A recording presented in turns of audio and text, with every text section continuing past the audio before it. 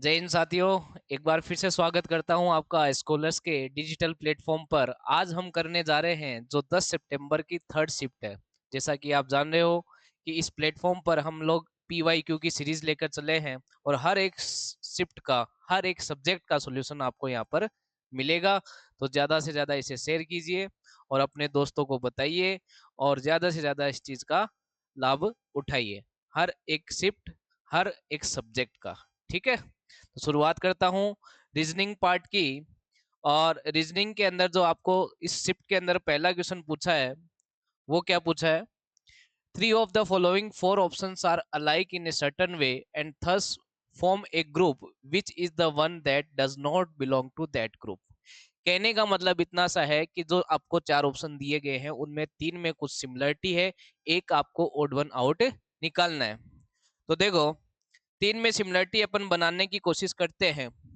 अगर मैं इसको देखूं कि 81, 118 और 91 में क्या रिलेशन है, तो मैं यहां से ये कह सकता हूं कि अगर 81 को डिवाइड करूं कितने से, 3 से, तो मुझे प्राप्त होता है कितना, 27। और 27 में जब मैं 91 ऐड करता हूं तो मुझे मिलता है 118।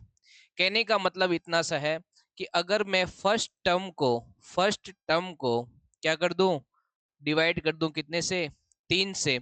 3 से डिवाइड करने के बाद जो भी मुझे मिलता है उसमें मैं ऐड कर दूं क्या, तीसरी टर्म यानी थर्ड टर्म। तो मुझे क्या मिल जाता है, सेकेंड टर्म मिल जाता है। ये मेरा लॉजिक है और बहुत अच्छा लॉजिक है, इसे नोट डाउन जरूर कीजिएगा अपनी कॉपी में। तो देखो, सीधी सिंपल सी बात है, ये यहाँ पे लागू हुआ। लेकिन यहाँ पे देखो 52 में 3 का भाग जा ही नहीं रहा है, तो यही मेरा आंसर हो सकता है। चलो मैं इसको और चेक करवा देता हूँ। बाकी चेक करने की जरूरत है नहीं, क्योंकि 21 में जब आप डिवाइड करोगे कितने का, 3 का, तो आपको क्या प्राप्त होगा, 7। और 7 में जब ऐड करोगे 31 तो आपको प्राप्त हो जाएगा 38, यानी मिडिल वैल्यू। तो अब जब दो में ये सिमिलरिटी आपको देखने मिल रही है और यहाँ पे नहीं देखने मिल रही, तो यही आपका क्या हो जाएगा, आंसर। आप इसको चेक कर सकते हो, मुझे इसको चेक करने की आवश्यकता नहीं है। तो ये था आपका पहला question. Next question number second की ओर चलते हैं, जहां पर आपको एक कोडेड ब्लड रिलेशन दिया है और इस ब्लड रिलेशन में आपको क्या करना है वो सुनो। आपको पेपर में सिर्फ इसी बात पर सबसे पहले ध्यान देना है कि पूछा क्या है। आपको ये दिया है कि 5 - 2 × 4 डिवाइड बाई 3, और साथ ही साथ ये बोला है कि माइनस का मीनिंग यहाँ पर क्या है, ब्रदर है। माइनस का मीनिंग ब्रदर है, तो आप ये लिख लो। उसके बाद मल्टीप्लाई का मीनिंग आपको क्या दे रखा है, वाइफ, तो आपने लिख दिया क्या, वाइफ। और डिवाइड डिवाइड का मीनिंग आपको क्या दे रखा है, फादर, तो आपने लिख दिया फादर। अब बेटा क्या करना है, सुनना मेरी बात ध्यान से, कि आपको इस साइड से चलना है और यहाँ पर अपने आप को रखना है कि ये मैं, ये मेरे फादर यानी मेरे पिता, ये मेरे पिता की मम्मी वाइफ यानी मेरी मम्मी, मेरे पिता की वाइफ क्या होगी मेरे लिए, मम्मी, और मेरी मम्मी के भाई मेरे लिए क्या होंगे, मामा। कहने का मतलब 5 जो है वो 3 का मामा लगता है। और ऐसा आपको ऑप्शन किस में दिखाई दे रहा है, ऑप्शन नंबर डी, यानी मदर्स ब्रदर आपको दिखाई दे रहा है। तो ये था आपका question number 2। Next question number third की ओर चलते हैं। एक आसान सा प्रश्न आपको पूछा गया है कोडिंग डिकोडिंग से, जहां पर आपको क्या बोला है, in a certain code language VERY written as 6314 and VARY written as 1438, how will be A be written in that same language। कहने का मतलब आपको A का कोड बताना है। तो यहाँ पर आप देखोगे तो इस वर्ड में V दोनों जगह कॉमन है, R दोनों जगह कॉमन है, Y दोनों जगह कॉमन है, केवल यहाँ पे ई अलग है और यहाँ पर क्या अलग है, ए।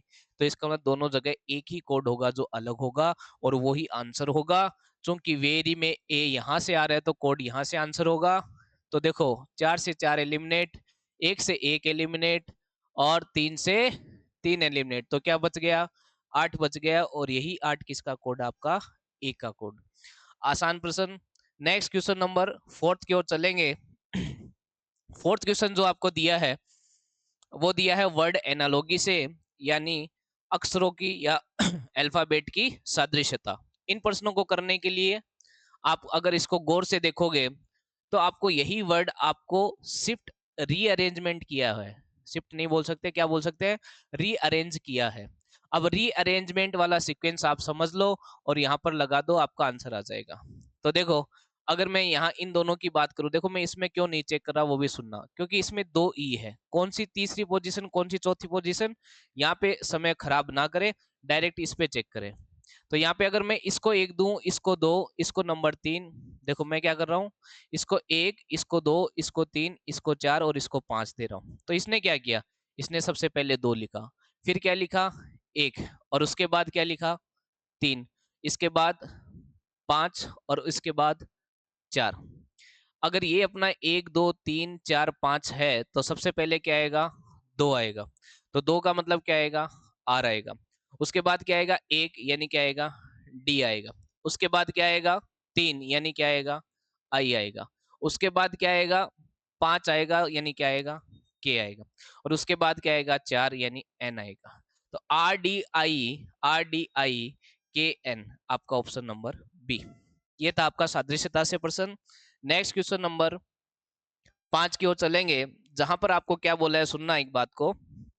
ये बोलता है select the set in which the number are related in the same way as are the numbers of the following set।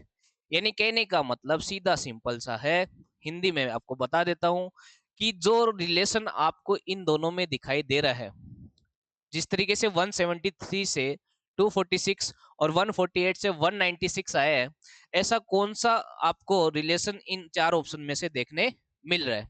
तो सबसे पहले तो यहाँ पे ये जानने की कोशिश करो कि ये चीज कैसे आई है। तो आप कहोगे सर ये चीज बड़ी आसानी से देख पा रहे हैं कि 173 को अगर मैं मल्टीप्लाई कर दूं 2 से तो मुझे प्राप्त होता है 6 और कितना 4 और 346। लेकिन 246 तक पहुंचने के लिए मुझे क्या करना पड़ता है, 100 से माइनस करना पड़ता है। और क्या यही आपको लॉजिक यहाँ दिखाई दे रहा है, तो आप बोलोगे सर बिल्कुल, देखो 148 इंटू 2 जो कि कितना आएगा, ये आएगा आपका 296, और इसमें से 100 माइनस करोगे तो आपको क्या प्राप्त होगा, तब आपको प्राप्त होगा 196। यानी लॉजिक क्लियर है, मल्टीप्लाई 2 करना है और माइनस 100 करना है, मल्टीप्लाई 2 करना है और माइनस 100 करना है, और ये करने के बाद आपको दूसरी संख्या मिलती है। वही बात लार्ज डिजिट का यूज करेंगे। आपको पता है कि किसी भी संख्या का मल्टीप्लाई 2 करने पर और माइनस 100 करने पे इसकी जो लार्ज डिजिट आती है वो कितनी आती है, 2, क्योंकि यहाँ से तो 0 है और 2 माइनस 0 लार्ज डिजिट 2। ठीक है, तो कहने का मतलब अगर मैं 7 को 2 से मल्टीप्लाई करता हूँ, 7 को 2 से मल्टीप्लाई करता हूँ तो मुझे लार्ज डिजिट 4 दिखाई देती है, तो ये आंसर हो सकता है। लेकिन 2 को 2 से मल्टीप्लाई करूंगा तो 4 लार्ज डिजिट आएगी, जबकि यहाँ 6 आ रहा है, तो ये ऑप्शन को चेक नहीं करूंगा। इसी तरीके से इसको 2 से मल्टीप्लाई करूंगा तो मुझे 8 दिखाई दे रहा है, लेकिन यहाँ पे 2 से मल्टीप्लाई करने पर मेरे को लार्ज डिजिट 7 दिखाई दे रही है, जो कि आंसर नहीं हो सकता। अब 1 और 3 में से एक चेक करना है। अगर मैं 3 को चेक करता हूं तो देखो क्या प्राप्त होता है, 154 गुणा 2 करूंगा तो मुझे कितना प्राप्त होगा, 8, 5 दूनी 10, 1, 308, और माइनस 100 करूंगा तो मुझे क्या मिल जाता है, 208, और मेरा आंसर आ जाता है। अगर ये नहीं आता तो मेरा आंसर क्या हो जाता, ए हो जाता। ये था आपका question number 5। Next question number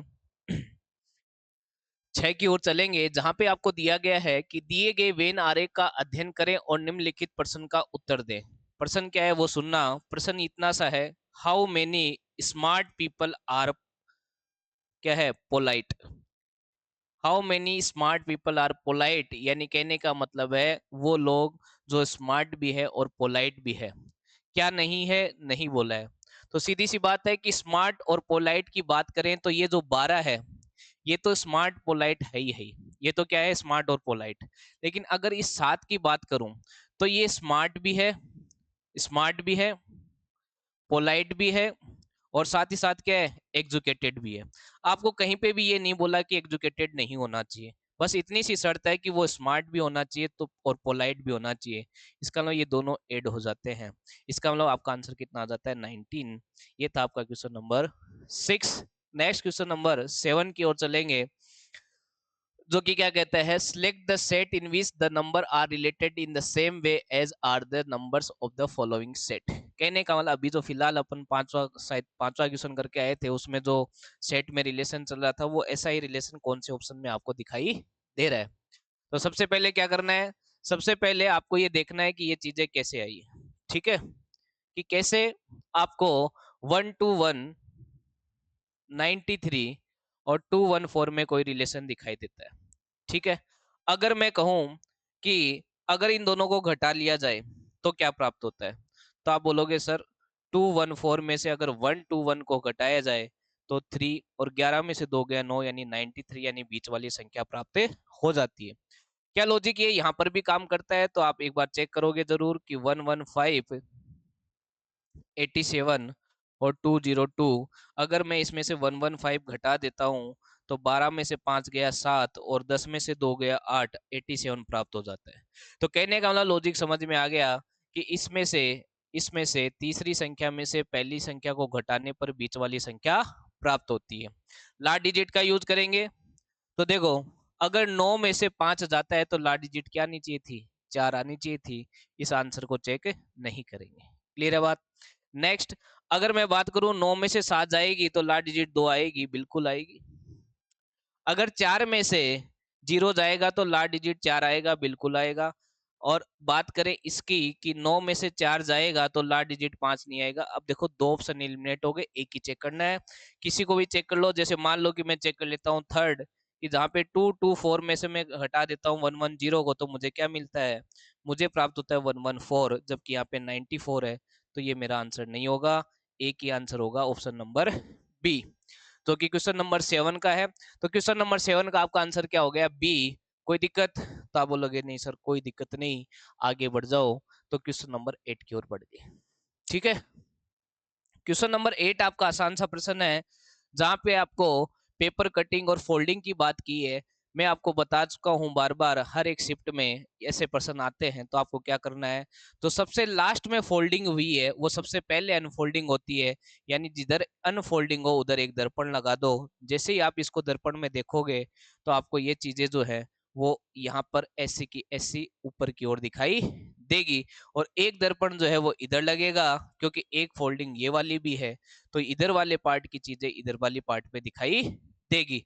अब आइडिया लग गया। अब ऑप्शन आओ, आपको डायग्राम नहीं बनाना, अब आप ऑप्शन से देखो कि कैसा ये चीज हो पा रही है क्या। कि जब मैं इसको ऊपर की ओर फोल्डिंग करूंगा तो मुझे बिल्कुल ये बीच वाली चारों चीजें ऐसी दिखाई देगी, नीचे वाली चीजें सेम रहेगी, बस इनकी जो डायरेक्शन है वो बदल जाएगी, क्योंकि अब मिरर इमेज बन रहा है। जो ऊपर था वो नीचे आएगा, जो नीचे था वो ऊपर। तो देखो, जो ऊपर था, जो नीचे था वो ऊपर चला गया, और जो जो आपका ऊपर वाला था वो इसके कहने वाला इधर ये ऐसा दिखाई देगा ट्रायंगल। और दूसरा उसका उल्टा, जो कि यहाँ पे बिल्कुल दिखाई दे रहा है आपको ऑप्शन नंबर ए में। ऑप्शन बी में ये दोनों एक जैसे दिखाई दे रहे हैं तो ये नहीं होगा। ऑप्शन सी में ये दोनों एक जैसे दिखाई दे रहे हैं तो भी नहीं होगा। और ऑप्शन डी में देखो, ये गैप बहुत कम कर दिया, ये गैप बहुत कम कर दिया, तो ये भी आंसर नहीं होगा। आपके पास एक ही आंसर बच गया, क्या, ए। ठीक है, ये था question number 7, sorry 8। Next question number 9 की ओर चलेंगे, जहां पर आपको एक श्रृंखला दी गई है, एक श्रृंखला जिसे अपन कहते हैं रिपीटेड सीरीज। और इस सीरीज को करने का तरीका या तो ऑप्शन या फिर ग्रुप बनाकर, ठीक है। अगर मैं इनमें देखूं कि क्या ग्रुप बनना चाहिए, तो वैसे तो काउंटिंग होती है, और काउंटिंग करोगे तो आपको क्या मिलेगा, 1 2 3 4 5 6 7 8 9 10 11 12 13 14 15 16 17 18 19 और 20। 20 का जो प्रोबेबिलिटी रहती है वो या तो 5 का ग्रुप बनता है या 4 का ग्रुप। लेकिन अगर मैं 4 4 का ग्रुप बना देता हूँ, मान लो कि मैंने 4 4 का ग्रुप बनाया, तो 1 2 3 4, ठीक है, फिर 1 2 3 4, फिर 1 2 3 4, फिर 1 2 3 4। तब इसमें दिक्कत क्या है कि कहीं पे भी अगर रिपीटेशन देखो तो वो ये दिखाई देता है, P Q slash N, P Q slash N. लेकिन इसको फिलिंग करने वाली चीज मेरे पास नहीं आई, फिलिंग करने वाली चीज मेरे पास नहीं आई, तो मैं 4 वाली चीज नहीं देखूंगा। अब 4 वाली चीज में ही जब आप इस चीज को देख रहे हो कि 4 का ग्रुप बनाने पर ही 2 छोड़ के आपको ग्रुप दिखाई दे रहा है, 2 छोड़ के ये ग्रुप दिखाई दे रहा है, तो 5 में तो आपको और ज्यादा छोड़ के ये ग्रुप दिखाई देंगे। तो अब आप 5 और 4 वाली चीज भूल जाइए। अब हो सकता है कि इसमें से अपन कुछ और ग्रुप बनाने की कोशिश करें। जैसे मेरे को जो दिखाई दे रहा है वो 3 3 का ग्रुप आसानी से दिखाई दे रहा है। आप बोलोगे सर 3-3 का, बिल्कुल ये दो चीजें हटा दो तो 20 में से बच गए कितने, 18, और दो दो बन जाएगा। ठीक है, अब ये ग्रुप क्यों दिखाई दिया है ऐसे, देखो पी क्यू पी दिखाई दे रहा है, और साथ ही साथ देखो ये एस ए पी जो कि अल्टरनेट चल रहा है। तो सीधी सी बात है, पहला ब्लैंक पी, दूसरा ए, तीसरा एस, और पी क्यू पी में यहाँ पे आ जाएगा पी, और यहाँ पे एस ए पी, और लास्ट में पी क्यू पी यानी पी। तो P A S double P आपको ऑप्शन नंबर बी में दिखाई। 20 थे टोटल, लेकिन दो आपको हटाना पड़ा क्योंकि चार चार के ग्रुप में भी आपकी संख्या जो सीरीज बन रही थी वो बहुत बड़े गैप पे बन रही थी, तो इसलिए मैंने दो को हटा के 3-3 का गैप बनाना ज्यादा उचित समझा। ये आपको भी समझ में आनी चाहिए बात, ये अप्रोच आपको अच्छे से पता होगी जब तक आप यहाँ पर हमारे साथ जुड़ोगे। क्लियर है? नेक्स्ट क्वेश्चन नंबर 10, जहां पर आपको एक कोडिंग डिकोडिंग का साधारण सा प्रश्न दिया है, और किसका कोड पूछा है। In a certain code language, make some more is coded as this and need more time coded as this. What is the code for more? तो सीधी सी बात है, दोनों लाइनों में सिर्फ more कॉमन है, और कोड के अंदर देखा जाए तो दोनों जगह जी क्यू कॉमन है, और यही आपका आंसर हो जाएगा क्वेश्चन नंबर 10 का। ज्यादा समय इसलिए नहीं दे रहा है इस क्वेश्चन को क्योंकि इतना समय देने की जरूरत नहीं है, ये क्वेश्चन भी ठीक वैसा ही है। तो देखो ज्यादा समय वाला नहीं है। अब आपको पता है कि आपको इसका water image sorry mirror image बनाना है, तो ऑप्शन पे आइए, इसकी मिरर इमेज बन रही है, बन रही है, बन रही है, बन रही है, बन रही है, इधर देखो किसकी, एक ही, ये भी बन रही है। यही आंसर हो जाएगा, आप चेक करने की जरूरत नहीं है, लेकिन आपकी तसल्ली के लिए मैं करवा देता हूँ। देखो इसमें 7 का इमेज नहीं बनाया, इसका मतलब ये ऑप्शन गया। यहाँ पे क्या किया होगा, यहाँ पे आप देख रहे हो कि इसका कोड देखो, पहले तो बी आएगा, लेकिन इसने पहले जी ले लिया, तो ये भी गया। और यहाँ पर बात करें तो 4 का मिरर इमेज नहीं बनाया, तो ये भी गया। ऑप्शन क्या रह गया, ए रह गया। मैंने देखा कि ये ऑप्शन में सब कुछ इमेजेस सही थी, तो मैं नीचे चेक ही नहीं करता अगर मैं आपकी जगह होता। इतना विश्वास तभी होगा जब आप इसके बार बार जो है मॉक टेस्ट पीवाई क्यूज लगाते रहेंगे। इधर देखिए, ये कहता है कि उस शब्द युग्म का चयन कीजिए जो नीचे दिए गए शब्द युग्म में व्यक्त किए गए संबंध के समान रूप को सबसे अच्छा दर्शाता है। शब्दों को अर्थपूर्ण हिंदी शब्द माना जाना चाहिए, और इन्हें शब्द में अक्षरों की संख्या, व्यंजनों, स्वरों की संख्या के आधार पर एक दूसरे से संबंधित नहीं किया जाना चाहिए। कहने का मतलब, आपको जो ये वर्ड दिया है, कौन सा वर्ड, प्रेजेंस और अबंडेंस, या फिर मौजूदगी और प्रचुरता का जो रिश्ता है, रिश्ता आपको देखना होता है सिनोनिम्स या एंटोनिम्स का ज्यादातर प्रश्नों में। तो यहाँ पर देखा जाए तो मौजूदगी, लोगों की मौजूदगी या चीजों की मौजूदगी प्रचुरता को एक व्यक्त करती है, तो एंटोनिम तो नहीं है। अगर बात करें तो संक्षिप्त और विस्तृत सीधा सीधा आपको एंटोनिम दिखाई देता है। और यहाँ पर देखो सार और विस्तार, सार और विस्तार मतलब अब्स्ट्रैक्ट, अब्स्ट्रैक्ट मतलब आप समझते हो कि कुछ ना कुछ घटाव है, और कॉन्क्रीट मतलब थोड़ा सा लार्ज के अंदर, तो ये भी एक तरीके से एंटोनिम्स को ही बताता है। अगर बात करें पालन पोषण, तो पालन पोषण ना एंटोनिम है ना आपका क्या है सिनोनिम है, तो ये ऐसे ही गया। बच गया क्या, अनंत और लौकिक। लौकिक का मतलब होता है जैसे सांसारिक, ये जो संसार में जो भी चीज है वो सारी लौकिक है, ठीक है। और अनंत है, इनफाइनाइट है अपना वर्ड। क्लियर है? तो यह था इसका आंसर। नेक्स्ट क्वेश्चन नंबर 13 की ओर चलेंगे। तो आपका क्वेश्चन नंबर 13 क्या कहता है, देखिए आपको how many squares are there in the given figure बताना है, यानी वर्गों की संख्या आपको बतानी है। देखो बेटा, वर्ग ये एक तरीके का वर्ग ही है आपका, रोम्बस कह लो या वर्ग कह लो, बात एक है यहाँ पर रीजनिंग के अंदर, बाकी अलग है, ठीक है। लेकिन ये एक वर्ग में काउंट होगा, दूसरा वर्ग आपका ये हो गया, दो तो ये हो गए। इसी तरीके से आपको एक मैट्रिक्स दिखाई दे रही होगी इस तरीके की, जब भी इस तरीके की मैट्रिक्स बने तो इसमें कितने वर्ग होते हैं, 5 होते हैं, ठीक है। तो कितना, 2, और ये 5 कितना हो गया, 7। 7 के बाद आप ये देखोगे एक ये वाला 8, और एक ये वाला 9। 9 तक कोई दिक्कत नहीं है। उसके बाद ये देखिए ये वाला 10, ये नहीं काउंट हुआ था ना 10, और उसके बाद ये वाला 11, और 12वां देखिए कितना बढ़िया दिखाई दे रहा है। 12वां कौन सा, ये वाला। सर 12 ही है क्या, नहीं बेटा, ये इसको कौन काउंट करेगा, ये बड़ा वाला 13। तो टोटल कितने हो गए 13, इसमें स्क्वायर हो गए। ये था आपका question number 13। Next question number अपन चलेंगे क्वेश्चन नंबर 14 की ओर, जहां पे आपको नॉन वर्बल सीरीज दी है। पैटर्न समझना है आपको, पैटर्न समझ के आगे बढ़ना है।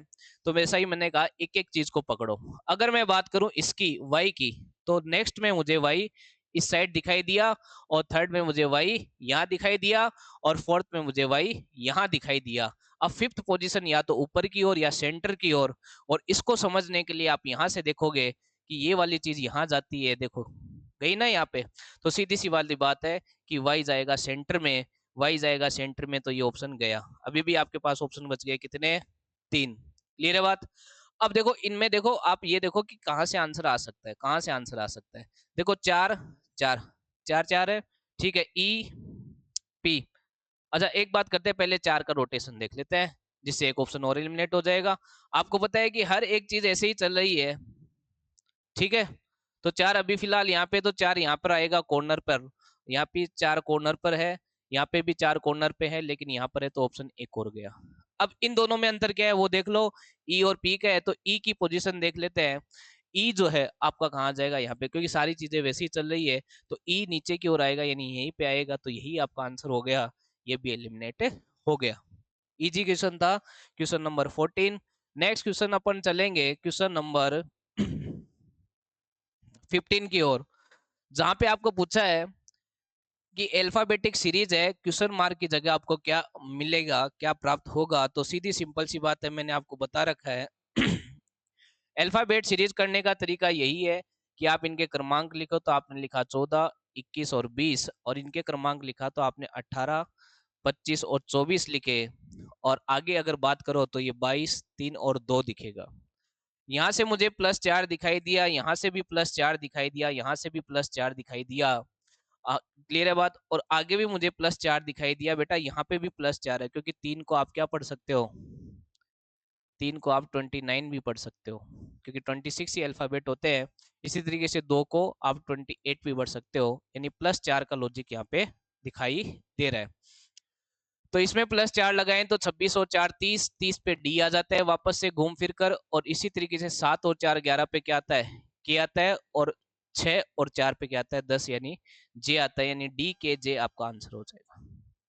ये था question number 15। Next question number अपन चलते हैं 16 की ओर, जहां पे आपको पूछता है कि एक पासे के विभिन्न फलकों पर 6 अक्षर के LMNO और PQ लिखे गए हैं। नीचे इस पासे की 3 स्थितियां दिखाई गई है, अक्षर M के विपरीत कौन सा अक्षर होगा। यानी 3 में से आपको पूछा है कि M के पीछे क्या होगा। तो एक तो वो ले लो जिसमें M है, जैसे कि इसमें। इसके अलावा आप दूसरा डाइस कोई भी ले सकते हो, ये और ये भी ले सकते हो, या फिर दूसरा ये और ये भी ले सकते हो, आपकी मर्जी है, उससे फर्क नहीं पड़ेगा। अगर इन दोनों पासों की बात करें तो इसमें क्या क्या कॉमन है, तो आपने कहा सर यहाँ पे O है और यहाँ पे O है। दूसरा क्या है, यहाँ पे K है और यहाँ पे भी K है। यानी स्थिति नंबर बनी कौन सी, 2। कौन सी स्थिति बनी, दूसरी स्थिति। दूसरी स्थिति का मतलब जब दो चीजें कॉमन होती है, जब दो चीजें कॉमन होती है तो वो जो बच गई है वो एक दूसरे के विपरीत हो जाती है, और इसी से मैं कह सकता हूँ M का उल्टा क्या होगा, N। क्लियर हुई बात। नेक्स्ट क्वेश्चन नंबर चलेंगे 17 की ओर। तो क्वेश्चन नंबर 17 आपका क्या कहता है, देखो कि जिस तरीके से 62 जो है वो रिलेटेड है 79 से, और 98 रिलेटेड है 119 से, तो बताओ 14 किससे रिलेटेड होगा। मेरे प्यारे बच्चों, अगर आपको पता हो कि 62 और 79, इनमें या तो डिफरेंस होगा, या फिर स्क्वायर और क्यूब को भी थोड़ा दिमाग में लेके चलेंगे, तो आप ये देखोगे क्या, कि अगर मैं इसका 8 का स्क्वायर करूं और माइनस क्या कर दूं 2, तो मुझे 62 मिल जाता है, और 9 का स्क्वायर -2 करने पर मुझे क्या मिल जाता है, 79। और ये का ये लॉजिक मुझे आगे भी मिलता है क्या, कि 98 की बात करूं तो मुझे 10 का स्क्वायर -2 मिल जाता है, और 119 की बात करूं तो मुझे 121 -2 यानी 11 का स्क्वायर -2 मिल जाता है। यानी दो लगातार संख्याओं के स्क्वायर में से 2 घटाने हैं। अब आपको क्या पूछा है, अब आपको पूछा है 14 किसे रिलेटेड होगा, तो आपने कहा सर 14 जो होता है वो होता है 4 का स्क्वायर -2। तो 4 के बाद यहाँ पे क्या आएगा, 5, और 5 का स्क्वायर -2 ही मेरा आंसर होगा, यानी मेरा आंसर क्या होगा, 23। बात समझ आ रही है, अरे बात समझ आ रही। पहले आप स्क्वायर और क्यूब को अच्छे से पढ़ लो, उसके आसपास की चीजें आपको अच्छे से दिखनी चाहिए, क्योंकि पहला लॉजिक आपको यही दिमाग में लेके चलना है, दूसरा फिर डिफरेंस गुणा वगैरह का। ठीक है, ये था question number 17। Next question number 18 की ओर अगर मूव करते हैं तो आपको एक फिर से एक नॉन वर्बल की सीरीज दिखाई दे रही है, जहां पर आपको लॉजिक को पहचानना होगा कि किस तरीके से पैटर्न में चेंज आ रहा है। अगर मैं देखूं तो पहले 3 ऊपर की ओर एरो और 3 इस तरीके के नीचे की ओर। अब आगे क्या किया, इसमें चेंज किया, यहाँ पे सर्किल आ गया, बाकी चीजें देखो सेम रखी है, यानी एक ही चीज चेंज की है। और यहां से यहां पर आता हूं तो मैं क्या देखता हूं कि ये चीज तो फिर भी सेम है, लेकिन इस बार जो चेंज हुआ है वो यहाँ हुआ है। यानी पहले पहले बॉक्स में जो 3 पहले की लाइन थी उसमें चेंज, फिर 3 वाली अगली लाइनों में चेंज। तो सीधी सिंपल सी बात है, फिर दोबारा इसमें चेंज हुआ लेकिन ये ऐसी की ऐसी रही। तो इसका मतलब अब जब यहाँ पर आएंगे तो ये ऐसी की ऐसी रहेगी। पहली बात तो ये क्या रहेगा, ये ऐसा का ऐसा रहेगा, इसमें चेंज नहीं आएगा। जो यहाँ दिखाई दे रहा है यहाँ दिखाई नहीं दे रहा, यहाँ दिखाई नहीं दे रहा, यहाँ दिखाई दे रहा है। ठीक है, अब इनमें क्या चेंज आएगा, तो एक ये कन्वर्ट हो जाएगा इस तरीके से में, यानी दो इस तरीके के दिखाई देंगे जो यहाँ नहीं दे रहे हैं, यानी ऑप्शन भी एलिमिनेट। आपका ऑप्शन नंबर ए इसका आंसर होगा। क्लियर हुई बात। नेक्स्ट क्वेश्चन नंबर 19 क्या कहता है कि अगर डिवाइड और माइनस को आपस में बदल दिया जाए, गुणा और प्लस को आपस में बदल दिया जाए, तो क्वेश्चन मार्क की जगह क्या आएगा, आपसे ये पूछा है। तो सीधी सी बात है, जो कहा है वो पहले काम करेंगे, यानी 15 और गुणा की जगह क्या आ जाएगा प्लस, और प्लस की जगह क्या आना चाहिए बेटा गुणा, और डिवाइड की जगह क्या आना चाहिए माइनस, और माइनस की जगह क्या आना चाहिए डिवाइड। अब सबसे पहले डिवाइड वाली सोल्व करेंगे, यहाँ पे 2 आएगा, और ये 9 और ये प्लस 15। अब इनको ऐड करूंगा तो 63 प्लस ये करूंगा 15, तो मुझे क्या मिलेगा 78, और -2 करूंगा तो मुझे क्या मिलेगा 76, यानी ऑप्शन नंबर ए। क्लियर हुई बात। सिंपली जो आपको कहा है वो कर दिया, और उसके बाद आपने क्या किया, सिंपल सी जोड़ बाकी कर दी। क्लियर है बात। ये था question number 19। Next question number 20 की ओर चलते हैं। फिर से आपको एक डाइस का क्वेश्चन पूछा है। इस बार आपको दो ही डाइस दिए हैं, दो डाइस मतलब एक ही डाइस की दो फॉर्म दी है, और आपको पूछा है किसके पीछे, 4 के पीछे। तो चलो देखते हैं कितने नंबर दोनों में कॉमन दिखाई दे रहे हैं। तो आप कहोगे सर 8 यहाँ पर है, 8 यहाँ पर है, इसके अलावा कुछ भी कॉमन नहीं है। और बेटा देखो आपको पीछे किसके पूछा है, 4, जो यहाँ पर नहीं है। मैंने कहा है कि स्थिति नंबर पहली बने, यानी जिस एक कॉमन आए, एक कॉमन आए तो इस एक कॉमन के पीछे हमेशा नया नंबर होता है जो यहाँ नहीं होता है।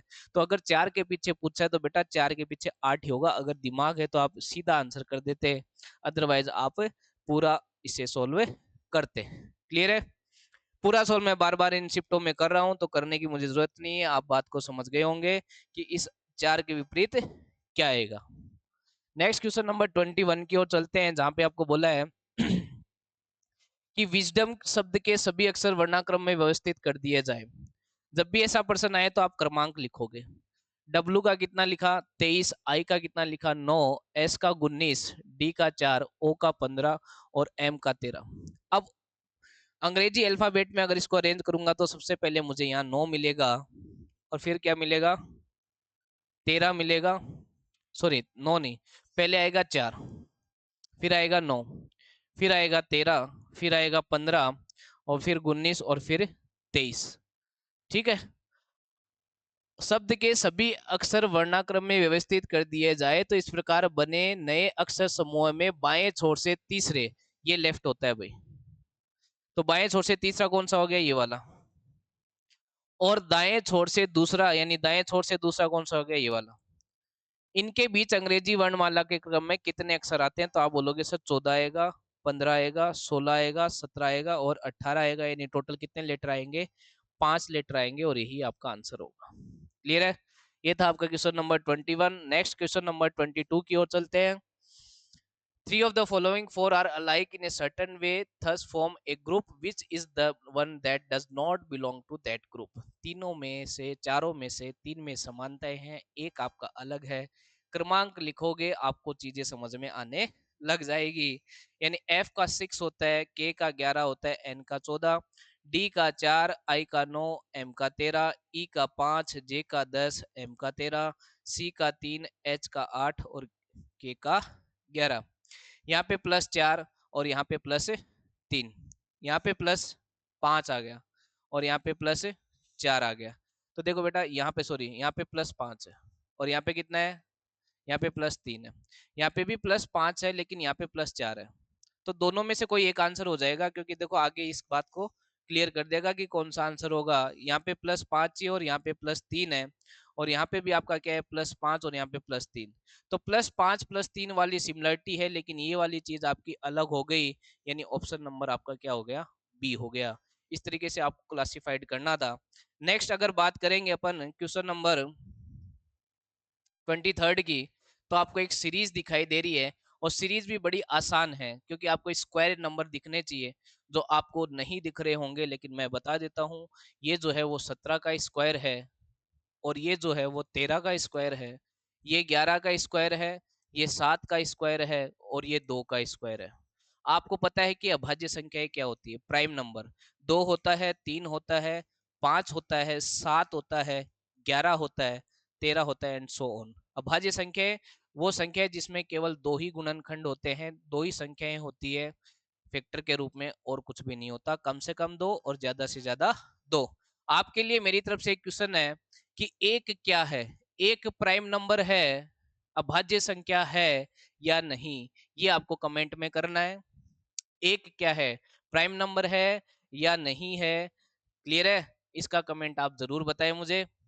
तो यहाँ पर दो, दो के बाद अभाज्य संख्या 3 यानी 9, क्योंकि 3 का स्क्वायर आएगा, फिर 5 का स्क्वायर यानी क्या आएगा 25, और आपका आंसर हो जाएगा ए। ये था question number 23। Next question number 24 की ओर चलेंगे, तो फिर से आपको कुछ चीजें हैं जो कुछ इंफॉर्मेशन दी गई है वो कर दो और कैलकुलेशन आपको करनी है। क्या कह रहा है कि प्लस और माइनस को चेंज करेंगे और गुणा और भाग को चेंज करेंगे, कर दो भाई फटाफट। तो 11 डिवाइड की जगह गुणा बोला है इस बार और माइनस की जगह प्लस बोला है, क्लियर है बात। और माइनस का 57, ठीक है। यहाँ से इसको सोल्व करेंगे तो 11 दूनी 22, 2 और 11 एकम 11, 11 और 2 13, 132 प्लस यहाँ पे कितना आ जाएगा 13 और माइनस का 57।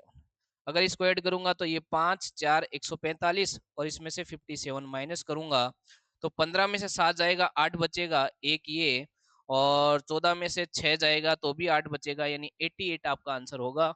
88 आपको ऑप्शन नंबर 3 में दिखाई दे रहा है। ये था आपका क्वेश्चन नंबर 24। लास्ट क्वेश्चन आज का इस शिफ्ट का, जो कि एक आसान प्रश्न है।